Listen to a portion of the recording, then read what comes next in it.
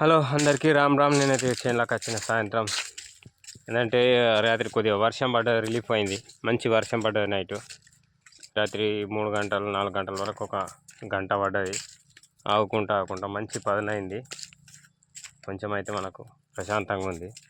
నీళ్లు లేకుంటే ఇట్లా మోటారు జటకాలు ఇచ్చుడు తక్కువ ఎక్కువ ఎడుకు అర్థమై లేక సరిపడా వాటర్ లేకుండా కొంచెం వర్షం పడి మనశ్శాంతి ఉంది. మొన్న లైట్గా పడ్డది, మొన్న ఎటు సరిపోలే. రాత్రి మాత్రం అంతటా వాళ్ళే మాకు అటు సైడ్ అక్కడ చేనుల వాళ్ళే, ఇటు మాత్రం మంచిగా పడ్డది. ఇవాళ మోటార్ బంద్ ఉంది, ఎందుకంటే పదన ఉండగా ఇంకా ఎందుకు కరెంటు వాటర్ వేస్ట్ అన్నట్టు ఇవాళైతే బంద్ పెట్టినా. చాలు చేస్తే మాత్రం రేపు చాలు చేయాలి అంతే. ఎందుకంటే ఒక తడి ఇంపార్టెంటు.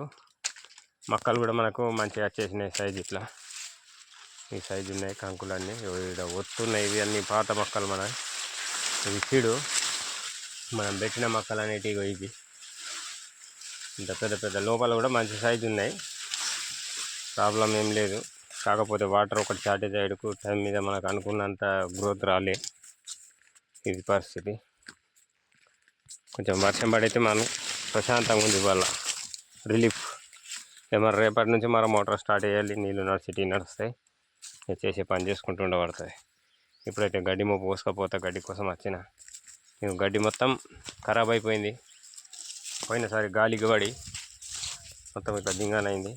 దీన్నే పోసుకపోయి ఉన్నది ఆవులకైతే.